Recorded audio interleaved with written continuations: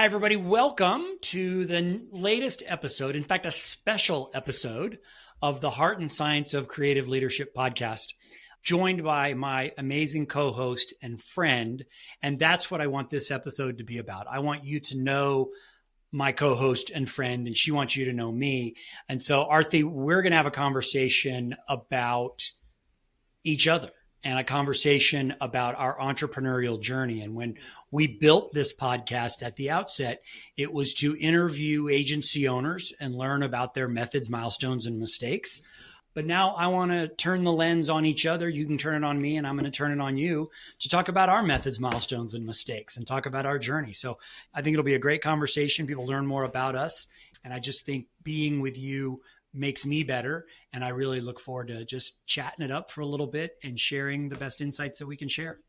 Yes. Yeah. Very, very well said, Bill. I think that's absolutely what we want to do. You and I have gotten to know each other. I think it's been almost exactly a year. I think it was October. This is our anniversary. Yes, it is. This is our anniversary present to each other. Podiversary.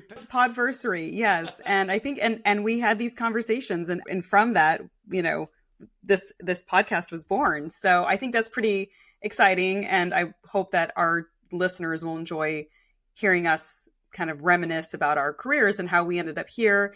And also like the lens that we bring to the conversations that we have with other owners. I think this will give hopefully our listeners some insight into the, how we certainly, why we frame things the way we do and why we ask some of the questions that we do. Yeah. And so, well, I'll start. So you are a proud UT Longhorn grad and probably could have done anything you wanted out of undergrad. So what got you excited about communications, PR, moving public opinion? What turned you on that made you think you're going to invest a lifetime, or did you think you were going to invest a lifetime at the outset? Not in public relations. I did not expect public relations to be such a big part of my career. I mean, I did internships when I was in college in the News and Observer in Raleigh, North Carolina. I love North Carolina. In New York City, I did an intern at Newsday. So I thought I was going to be a hard-hitting journalist. Then I learned that in order to build a career in journalism, you have to work in really small markets. And 23-year-old Aarti was not willing to move to Killeen, Texas. Sorry. I couldn't do it. And so I was actually working in Pflugerville. For people that know, the Pflugerville flag was where I was working. And it was great because I was still close to Austin. But I thought to myself, I just can't keep working at these small papers. So I learned about trades, and I learned that trade reporting is a way that you can get to DC and you can get to New York. It was a bit of a shortcut. So my first trade was covering defense policy. I worked inside of the Beltway. I had a Pentagon press pass. It was great. Chased Susan Collins down corridors to ask for questions about Navy funding. And, but I didn't love defense. I was like, defense is not my cup of tea. So I ended up getting another trade job at working PR Week, covering the San Francisco PR market because I had just moved out here. And I just really fell in love with the industry. I know that sounds really, really cliche, but the impact that reputation has and corporate reputation has on sort of all aspects of business and the intersection between reputation and society and values, to me, was so intriguing. And so that was in 2008. I've been doing 2007, actually. So I've been doing that ever since. That's awesome. Yeah. And so, Bill, what about you? Were you always drawn to a life in reputation? No, I didn't know what that words were. For me, it was politics. I knew I wanted to be in politics from the very beginning, was kind of a political nerd and really in both pre-high school and high school and beyond, whether that was elected office or whatever. But I remember watching presidents and conventions and mimicking a lot of those behaviors of what we thought candidates, or what I thought candidates did. And then that spawned sort of getting involved into Republican politics, and that spawned my first campaign job. And then you sort of live this sort of 2-year cycle from campaign to campaign. And that was what I did the first half of my career until, 2000. I finished my last statewide campaign in 2000. So, and I still don't really like the term PR or public relations. And so come at it from issues management, public affairs, corporate is really sort of where I come from, and love the transition of politics and the point of politics is to move public opinion to get 50+1 on an election day, but bringing that sort of same mindset of understanding the public to corporate issues. So for me, it was never PR. Still don't even say PR very much, but it is really about communicating to it's mass communications is what kind of I get excited about. Mass communications that's now been made micro. But that's what got me involved and kept me involved all the way through the ownership of my firm. So okay, just two things I wanted to point out on that. Like I love how your hesitancy to call what we do public relations. I totally understand, but I just want to take a minute to deconstruct that word, right? It's relationships with the public, which is, I mean, coming from a political background, like that's all 100%. You were doing, right? And 100%. I think I don't like how the word's been hijacked to really mean like, like publicity essentially, Jazz right? Names. Right, exactly. And so, and also, Bill, I don't know if you and I both knew this, but we are both political nerds. I was like 14 years old. Like I volunteered on the Ann Richards campaign of stuffing envelopes. I couldn't vote, but I cared deeply about that election. And Bill Clinton, I was obsessed with Bill Clinton. And I know we were probably on opposite sides of the political spectrum in the 90s, but I found him to be really interesting. I found Hillary Clinton to be very interesting, but I didn't know, for me, at least, a path to how to build a career in that. And so that's why I think I was drawn to journalism instead. So I'm just curious a little bit about like how did you sort of build that pathway for yourself? Did you have family in politics? Did you know people in politics? Yeah. So before I was born, my dad was mayor of our small town. Upon my birth, he decided not to run for re-election. And my mom, also prior to my birth, ran for city commission. But both of them were very politically active. My mom ran a drug and alcohol abuse treatment program, and the thing she did best was fundraise. And the way you raise money for a public institution is be a lobbyist. And so she learned really fast how to be a lobbyist. My dad ran a trade association. And so after he did radio, he then worked for a trade association. And so also very active. And so there's this very pivotal moment that I remember where I was working in the Florida legislature. I ran the caucus, the Republican caucus, and my dad was there lobbying on medical issues. My mom was lobbying for funding, and I was helping people plan their reelection campaigns. And so with this moment where we walked into what was in the minority leader's office, all three of us with separate appointments with separate either officials or candidates, and we all kind of looked at each other and had a quick chuckle, not knowing that we knew that we were going to be there, because I'm pretty sure we were going to dinner or something. But they were visitors. I lived there. They came in from out of town to Tallahassee. But yes, Mom and Dad were very involved and taught me the power and the positivity of politics. They didn't really show me much of the negative underside. Yeah. Oh, I had no idea that you came from such a politically oriented family. Yeah. It's a small town. So when you say that he's the mayor, it was not a big deal. And he was the king of landslide elections. He won the first election with 6 votes, and then he won his re-election with 4 votes. So maybe that's why it wasn't me. Maybe that's why he decided not to. Oh, he was like, he saw the trend lines. But 6 votes was a big deal in that small town. Wow, that is a very small town. Yeah, so that was pivotal. So for you, obviously, defense industry, chasing Susan Collins, and then you get into the trades out there. Is there a moment that you look back on as like, yeah, that was a thing. This is the right thing for me? When I was first working at PR Week, I thought that it was just going to be a stepping stone, and then I would go back into like NPR or something like that, right? I was going to go back into sort of mainstream business media. And I remember I actually went on a job interview, and it's sort of an NPR affiliate, but it was doing much more traditional business reporting. And I was on this job interview, and I was talking about PR and the PR industry. And I almost sounded like someone who was on a date with somebody new, but was still like pining for their ex. And I realized at that moment, I was like, oh my gosh, I love these are my people. Like I have actually found my people. Mm-hmm. And I think at that moment, I decided that if I were going to take another job, I would actually go into the PR industry as opposed to another job in journalism.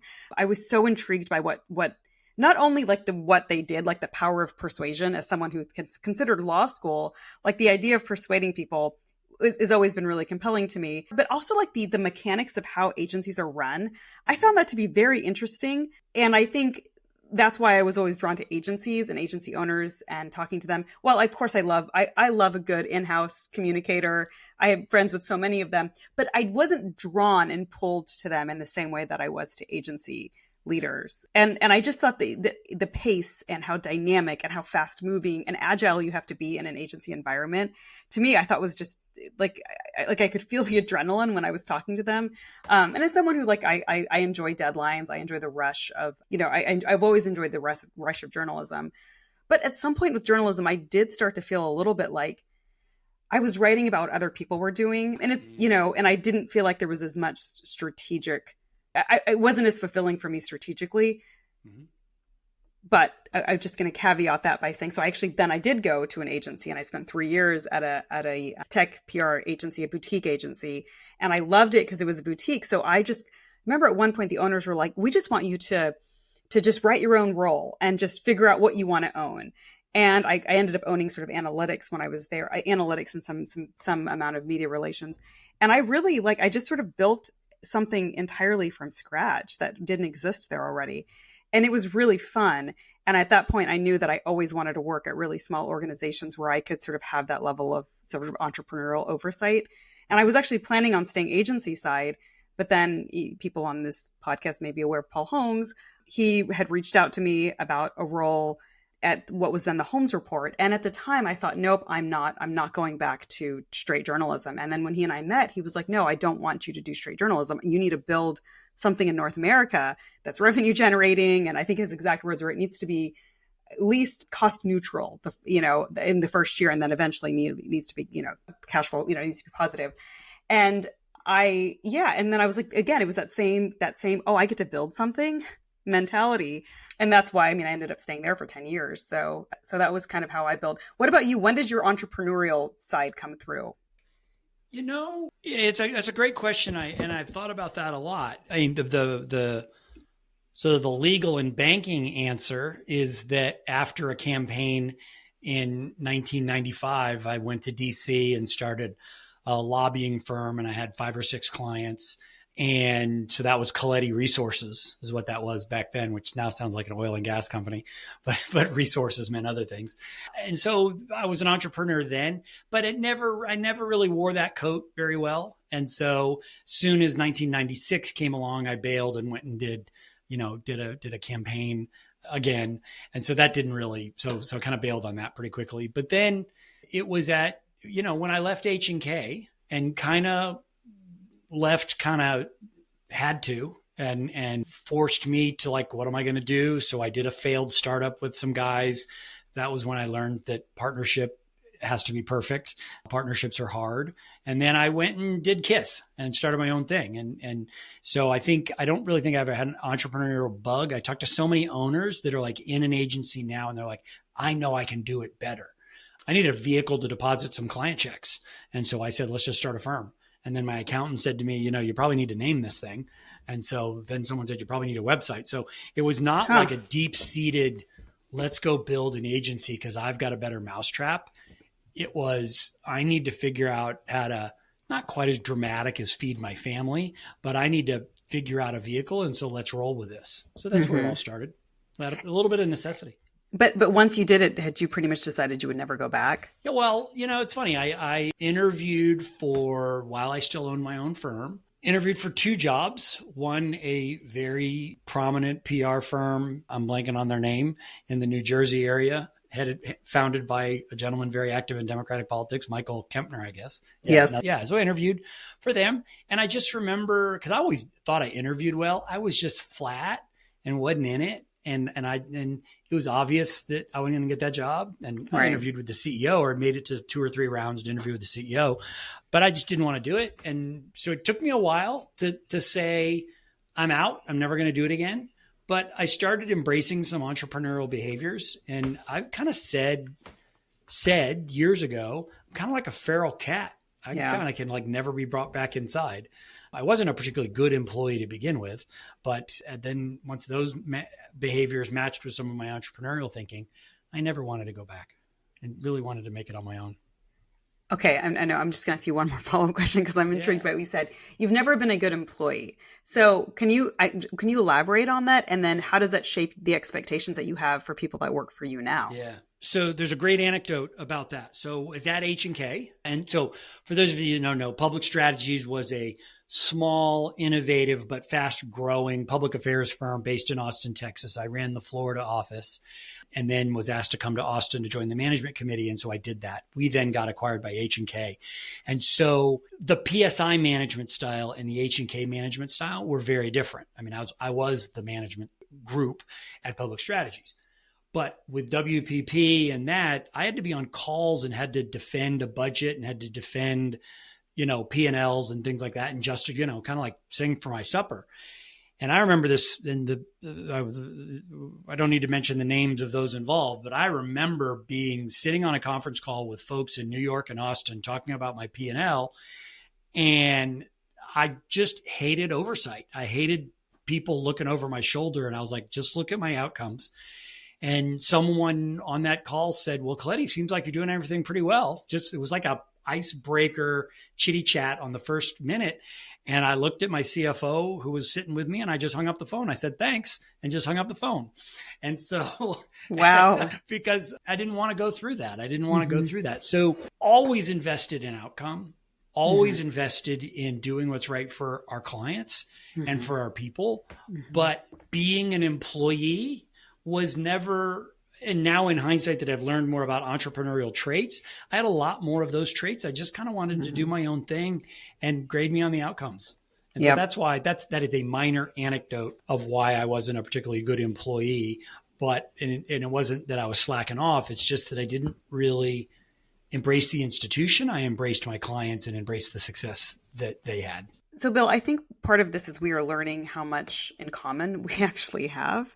Because I am very similar to you in that this is why I've always had to work at small organizations where I can have where there isn't as much oversight because you just couldn't run the organization that way. You can't have layers and layers of managers because I'm so outcome oriented and I've always sort of wanted to do things sort of my own way. By that I mean, if I am like when I was younger, I was kind of a bit of a night owl. So some of my most productive like times were in the evenings. And when I worked in DC, I used to get espressos at 7:00 at night and work from 7 to midnight. And I would just be so prolific during that time. And I would just churn out my stories. And it's kind of annoying to me at the time that I was like, and I have to still show up at, 9 a.m. with everybody else, even though I've just kind of produced more copy here and these 5 hours in the evening or 4 hours in the evening. And so to me, I was so much more interested in the kind of what was being produced and not how it was being produced. And I think as an entrepreneur, that's what I love is that I am evaluated on results and outcome. And nobody cares if I am, if I have to go take the dog for a walk at 2 p.m., no one's asking me, where are you? Why are you not at your desk? Instead, they are just saying, oh, wow, Aarti got us these great results. And I just think that's how all businesses really should operate, especially because as we've seen, right, there's research that shows that highest performers tend to be this way. They value autonomy over everything else. Yep. So they want to be they want to be trusted to do the work well in the way that they know how to do it and the way that they know works for them. So I just think this is, again, I think you and I are two additional proof points of that, I guess. Yeah, it is. However, the caution is as agents, let's just bring it back to agencies. As agencies scale and as agencies grow, and as I became a boss and that I needed to know what people were doing, it's pretty scary to hold your breath and hope Aarti's going to get her homework done. It's a lot easier to sit there and watch it and see it happening in front of you. And so, I mean, I agree. That's certainly my personality, but I have empathy for employers and I agree with the research and let's give autonomy, but that's scary and not easy for owners, particularly owners that are founders, to kind of give that up and watch it. It's a pretty elevated level of leadership to be able to do that. So I see both sides of that. I hated it when people were looking over my shoulder on what I was doing, but then sat in the chair and you need something to know you got to know something about something that's going on. Right. But I think that technology. So I'll caveat this with, in the beginning of my career, I realized how much I appreciated work, flexible work environments. Mm-hmm. And I had someone tell me very early on, they said, just be so good at your job that nobody cares where you do it. And I took that to heart, and just by luck, like my second big job out of school ended up being a remote job. It was with PR Week, and everybody else was based in New York. And I had this great editor, Keith O'Brien. I'm going to give him a shout out. And I remember at one point, Keith brought in a news editor, and her name is Rose Gordon. And I love you, Rose. You're also awesome. They're both fantastic people. But Rose she had the same thing. She's like, oh shoot, I have this one person on my team who's in San Francisco and everyone's in New York. How do I know, what she's doing? And so initially Rose came to me and she said, I need a list every day at the end of the day, like what you did that day. And Keith saw that, and Keith said, he's like, we don't micromanage Aarti. And he's like, she's the best person we have on our team. We let Aarti be Aarti. But again, I took that seriously. I was like, wow, I have really earned, and this is a privilege, and I need to keep delivering on what they expect of me. And I think, but having said that, I do think that times have changed. And I actually, when I worked at the Holmes Report Provoke, I managed a team and we were all remote, and it was harder for me to see what was going on. Yeah, but I had regular touch bases with people on Zoom. We had Slack. I mean, there was a certain level, and if somebody's not responsive, right, you start to notice that, and then you have a conversation with them about that. So I think that it's not an either or, and I think as a manager, as an owner, I totally get the concern and wanting to have some oversight, but I think it's a bit outdated for that oversight to be, I need to see you in the office every day. I think there are ways that you can have that. And I totally do think there's some amount of trust, and you have to earn that trust to some degree. Right, which takes time. Which does take time, right? Yeah. Yeah. I love this entrepreneurial journey. I wish I had done it earlier. It is the best thing that I've ever done in a career of doing a number of amazing things, and now getting to help people. I love it. So that's super happy. So you happy? Do you love what you're doing now? I do love what I'm doing now. And here's part of the reason for that is, when I moved into this consulting role, I knew all of the agencies that I started working with because I had already been doing this role with them to some degree when I was at Provoke. It was very Provoke centric there. And now, of course, it's opened up to all marketing. But I was able to sort of align with leaders whose both leadership style and whose values I aligned with. And really, that was the biggest driver in my decision making in terms of who I wanted to take on. Now, I'm not going to lie. In the beginning, I said yes to everybody because I was so excited, and I was like, "This is so exciting," and everybody wants to work with me. And then I remember being about 6 months into this. At one point, I don't know, I had like 12 clients or something, and I wasn't sleeping. But I was so intoxicated by the fact that all these people wanted to work with me, and this was so exciting. But I did have this moment where I was like, I need to reset. Like, I need to figure out, because I felt like I felt like I was not able to deliver. Even though I was doing great work, I just felt like I was spread so thin. So I took a breather and I said, who do I get excited about? Who do I have calls with? And I'm like, I get to jump on a call with this leader. And that made it very easy. That made it very easy to clarify who I wanted to work with and who I was kind of, ready to sort of sunset, or at least kind of start to wind down projects with, and honestly, because I think I was very intentional in that decision. And it surprised me, to be honest, like as I evaluated which were the leaders that I really believed in, it surprised me a little bit, some of the ones that I picked, not because the leaders were surprising. It was just because I come from tech. So I thought it was going to be much more over-indexed on tech. And there is, I still, I have some tech agencies that I work with and love, but it was a much more of a diverse group.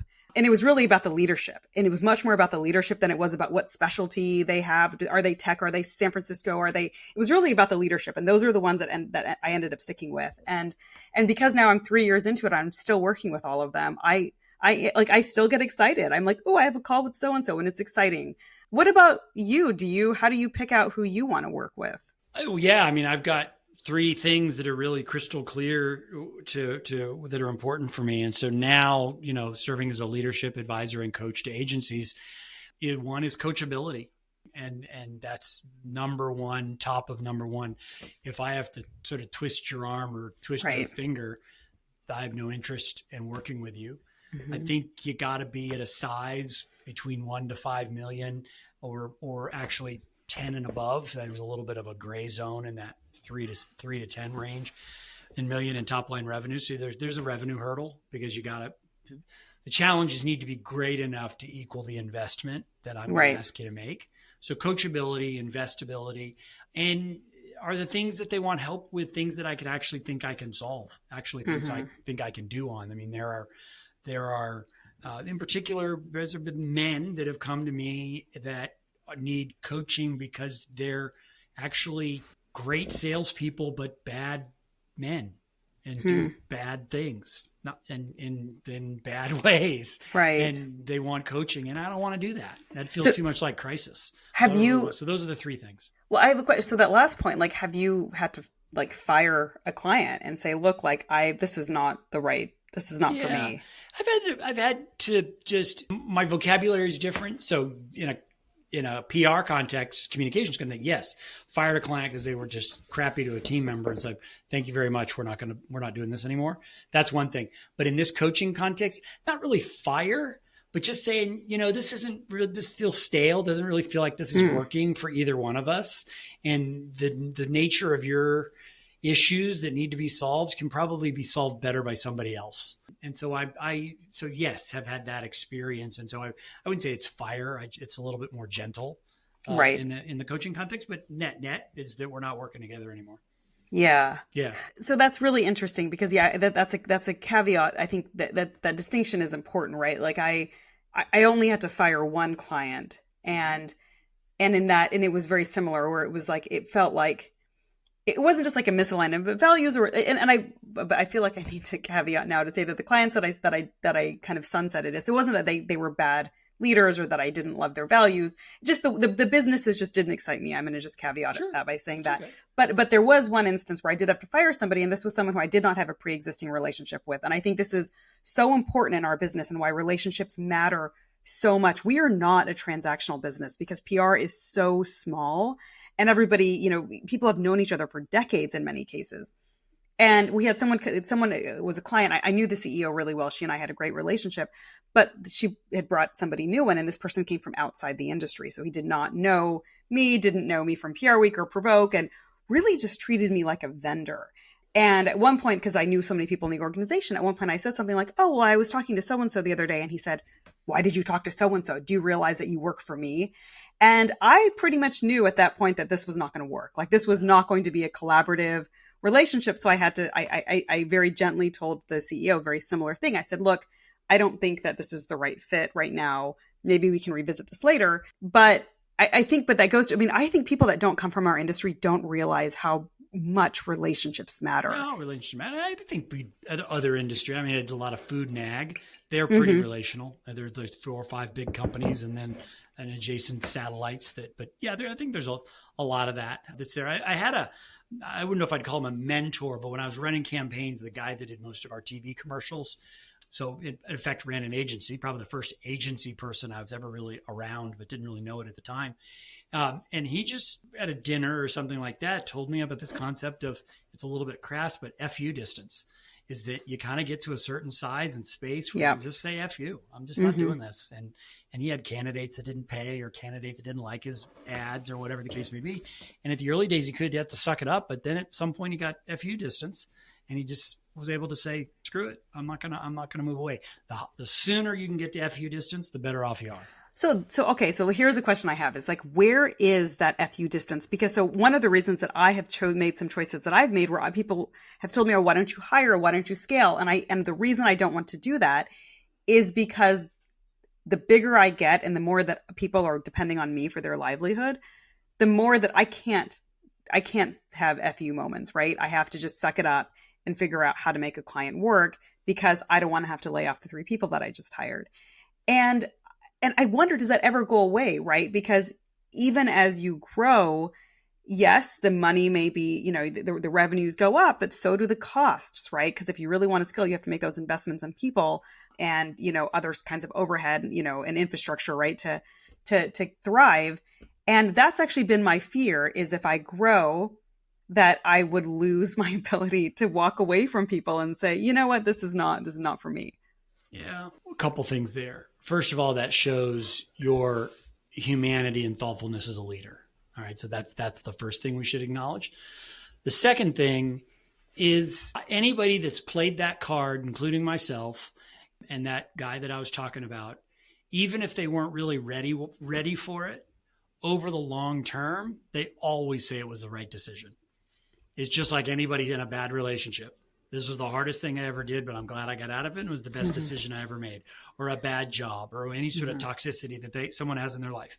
It's costly. It's expensive emotionally, physically, and also, to your point in that hypothetical, it's also expensive because it could be payroll.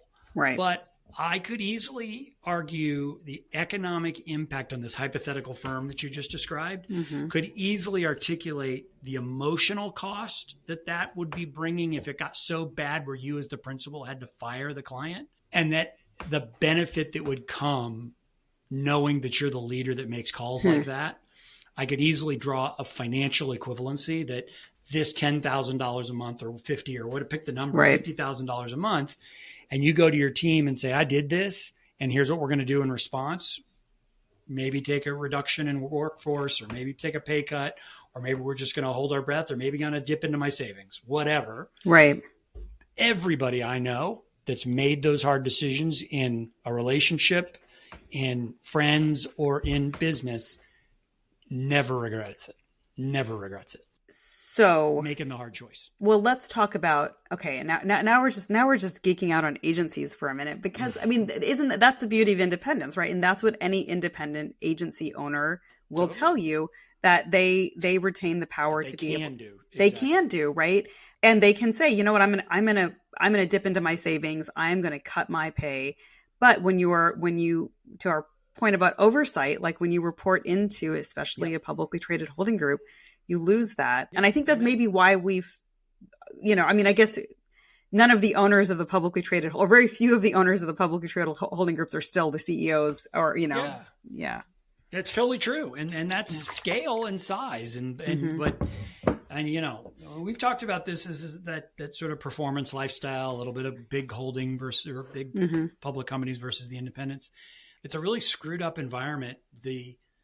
So whatever got client A and agency B and employee C in a situation that caused them to fire the client, if it's a firm of 5 people or 5,000 people, that toxicity is real on employee C. Yeah. And there should be no standard where that's acceptable. Right. Even in your context of share price. Yeah. But I'm wrong. I'm not right in that context. Right. I mean, it's like, as we've heard from many people, how they've had to flee some of these big agencies for that reason. So let's apply something that we talk about all the time to our own professional lives. Lifestyle versus performance, right? This is something we ask every agency owner. Are they building a lifestyle agency, one in which, they can exactly as it sounds, and I think everyone listening knows what that means, or are they building a performance agency, one that they're ultimately looking at an exit that probably involves an acquisition of some kind, or some sort of, third-party investment as well. So would you say that your career is has been built more as a lifestyle, or as a kind of more of as a performance metric? So you threw me when you said the word career. So if I look at from college graduation to today and put markers L or P on each year, meaning performance lifestyle, I have more performance years than I have lifestyle years. If I look at what I treasure and value today and for the past 5 to 22 years before COVID, whatever that math works out to be, 4 years, 5 years, it's all performance. Or it's all life. So it's lifestyle. all lifestyle. Excuse me. It's all lifestyle. But the way I talk about it, and in our breaks between season 1 and season 2, I've thought about this a lot because we do talk about it. I'm creating a performance lifestyle because that's what I want. Right. I want a performance lifestyle. And so the growth for me is I took 12 weeks of travel last year. Can I do 16? That's my performance metric. Yeah, right. I have got my body weight down from a very tubby 235 to now a 215. That's a performance metric. Yeah. Related to my lifestyle. I invested a year to learn Spanish. And, we won't measure the metric on that, but I love the experience. Right. I love the experience of that. So I am trying to engineer a performance lifestyle, and my firm, the work that I'm doing now as a coach, is directly related to that. I want to serve as many people as I can, but I want to do it within the boundaries of effectiveness, first and foremost. Efficiency is the second most important thing on that. So I will say performance has been the goal of my career, moving up and bigger, more greater responsibility, and have the resume to prove it. But now made a lifestyle choice, but now I want a performance lifestyle. So we talked about this a little bit beforehand, and I love how you are applying like lifestyle metrics, but like evaluating them the way you would evaluate sort of a performance, agency, so to speak, or a lifestyle. Anyway, I think this is an interesting, and I think we're going to have to borrow the way you position that and maybe use that to talk to some of our owners in terms of how they evaluate their own success. Because I've always hated this question for me, because I don't think it's a binary, right? And I did learn, but I will say my one knock against building my career in sort of in that performance metric is when I lived in DC and I worked at, it was an organization, it was a great organization, Inside Washington Publishers. And I would say you would know about the names of about half the people I worked with today, because it was for ambitious young, like, journalists. I mean, my colleagues are folks like Manu Raju, who now is sort of a staple on CNN, right? Yeah. There's a woman that was, I think, Ann Flatterly. She was at the Washington Post and USA Today. I mean, it was really where you went and you built a career in DC. Nice. And I got there and I realized that's not what I wanted. And I realized what that would take. And I just didn't want to sacrifice so much of my own well-being and my own, nutrition and being able to stay healthy and sane. Because when I lived in DC, the expectations as a journalist, we did work till 9, 10, 11, sometimes at night. And it was nonstop, right? So I was there and I thought, you know what, I want to do really good work. I want to be successful. I don't think this is the path for me. So I had friends who lived in San Francisco and they said, you should come here. It's a little bit, the pace is a little slower, but you can still earn, good money and still like have great career trajectory. And I ended up, so I came here and I still kind of had this 2-tier system in which I evaluated myself. Was my career growing? Was I hitting all my performance metrics? Was I getting all the promotions I wanted? But was I also getting enough sleep? Was I also being able to be active? Was I also being able to eat nutritionally? Like those things, I feel like I built my entire career around prioritizing both of those things. But what annoys me is some people think, oh, well then, I'm very ambitious. Lifestyle to me just isn't important. I really push back on this idea that it has to be either or. I don't think it does. It's a false dichotomy. False dichotomy. I think to your point about how do we need to change the question. The question primarily was, do you think you're creating a lifestyle agency or a performance agency? And I think we need to make it about the individual. And nobody we've talked to in the course of these podcasts and nobody we will plan to talk to is mailing it in. Yeah. They're working hard. Right. They're working hard. Absolutely. But maybe they're doing it with guardrails and boundaries that are not measured by commas and zeros. So I think it's still a valid question, but I think it's really more about the individual and the way we think about it. Yeah. And I think, right. And then, and how that, what that means for staff, right? And what that means for how they're building their teams. Yeah. So, okay, maybe this can be our closing question. Yeah. We've danced around about mentors quite a bit. So is there any mentor that you want to call out, Bill?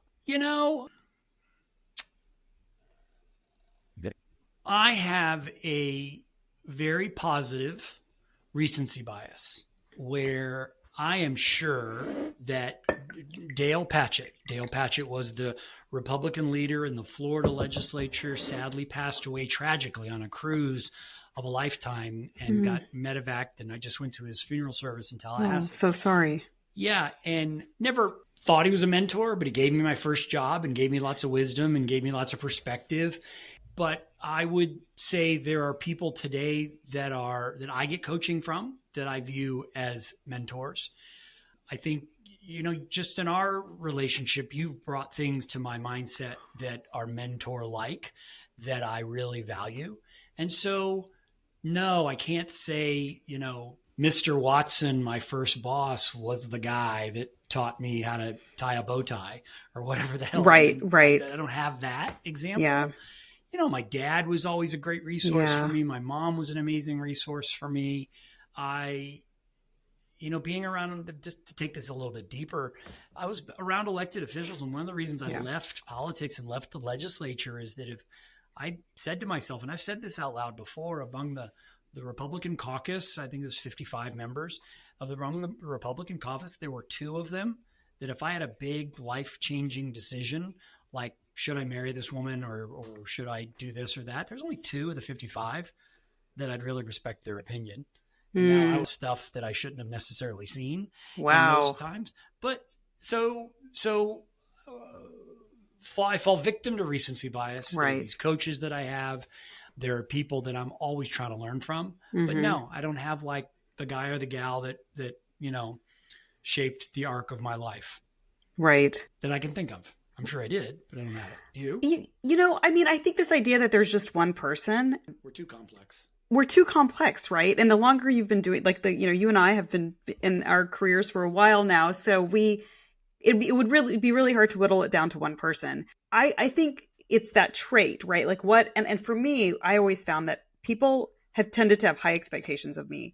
And that sparked in me is like this, I want to meet someone's high expectations of me. People that have low expectations of me, I tend to almost dismiss.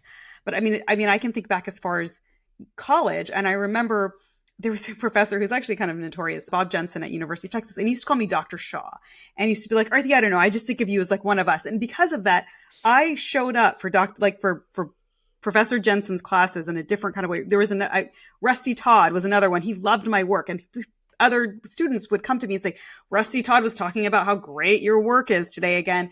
And I love, and to me, that was the singular, like, motivating factor of like, you know what, I'm going to be one of the best journalists, like, at least by my own metric. Right. And throughout my career, like, even I was mentioned Inside Washington Publishers, the owner of that, Alan Sosenko, I remember one morning I was working at the Pflugerville Flag, and I got a phone call, and he's like, I'm Alan Sosenko. I'm the publisher of Inside Washington Publishers. And he asked me a couple of questions, and he's like, you sound really smart. If you come out to DC, I want to interview you. And again, it was that same so I guess my lesson here is like really believing, not only believing in people, but having high expectations of them. I think people would be surprised at how much that really motivates people, because you don't want to disappoint somebody once they've put some faith in you. And I think that's how I operate now, even when I have, I work with junior people, or I have people that sort of are reporting into me for various projects, is this expectation that they will be amazing. And then, of course, sometimes they don't meet that, and then you have to have conversations about it. But I think assuming that people want to do good work or are capable of really good work is kind of my lesson from that. Yeah. So who are you a mentor today? Who do you mentor? So actually, I have junior people that I work with. In fact, there is actually an intern that I work with at one of my agencies, and she is a superstar. Like, she is so smart and gives me a lot of faith in this new next generation. And I sort of have taken her a little bit under my wing in terms of getting her, helping her, and especially, areas where maybe she does need a little bit of guidance. But in terms of, like, I guess in some ways sometimes I mentor the CEOs that I work with, right? Like, they, in the sense that it goes both ways, right? But they want to hear from me kind of what I'm seeing in the industry. I don't know. I think mentor is a weird word, right? Like, what do we mean by that exactly? Does it have to be somebody who's junior, or can we just, like, Bill, do you and I mentor each other? I don't know. Do we? Maybe. Yeah. Right. Like, yeah. And for me, I'm trying to be intentional about it, and I am turning it on the men, the boys in my family is who I'm trying to be super conscious. I mean, I love my girls. I've got 3 daughters, and they're awesome, each one of them. But I'm really trying to be intentional. I have this, my wife makes fun of this phrase. I have a passion for men, and I particularly have a passion for emerging men. Yeah. To not get into this bro-y BS. So I am intentional about mentoring the men, young men, and there's 3 in my family and one a little bit further behind, but that I'm trying to spend an abundance of time with. Bill, this has been a discovery. This has been just a journey of like discovering about think commonalities. So as a mother of a son, I am hugely concerned about the bro culture and this pipeline that these boys are. I think it starts with Mr. Beast and then it sort of goes from there. And I had no idea that this is something you cared about as well. Like we've been watching 80s sitcoms with my son because I think some of the dads and some of the, like Alex P. Keaton, I think are great role models that don't exist today. No, they don't exist. And we've been watching because, my son is very economically minded. And so we're like, here's instead of Mr. Beast, look at Alex P. Keaton, who I think brings a lot of heart and humanity to, his and also Michael J. Fox is just great. He's a treasure. Lots to talk about there. Yeah. So I think it's important. I think we have to look behind us and make sure that people are keeping up. And so that's really important to me. And then there are a few owners that can't quite work with me that I'm trying to help. They're not quite there yet, but I really care about them as people. Yeah. So that's my sort of take on that. Yeah. Well, we covered a lot and learned a lot about each other that we didn't know. We did. Mm-hmm. And I think it's not, as I reflect on this conversation, it's not just self-congratulatory that you and I, yay us, we got a podcast. But I think it is the nature of what we want to expose as we transition into season 2, is what we want to expose and share from the perspective of our owners. Because I think there are deeper, richer conversations about the entrepreneurial journey. Who were their mentors? How did they get started? What was their inflection point? So I think as I think back, this was wonderful for you and I to get to learn, and hopefully people that know and appreciate what we do get to learn a little bit about us. But I also think that it's good for us to sharpen our saw, that this is the kind of excavating that I think we want to do as we move forward with the podcast. Yes, exactly. Like this is the type of conversation that we want to have with the owners that we bring onto the show. So well don't said. Bring us your sizzle reel. I don't want to hear about how you solved Kellogg's problem, whatever the hell that was. But we do want to hear about to help other owners. About, your dad, was a mayor of a small town and how that influenced your being drawn to the political realm. No, I mean, this is the kind of stuff that we want to hear about. So well, thank you, Bill, for sharing all of that today. Yep. Well, thank you. And as always, thank you for being a part of this with me. I think it's been a journey and a treat to do that. So with that, thank you all for joining us. Thank you for getting this far in the podcast. If you've got ideas of people we should interview that want to go deep and talk about that ownership journey, please follow up with us. So until next time, thank you. And it's been a great talking with you, Aarti. Yes, likewise.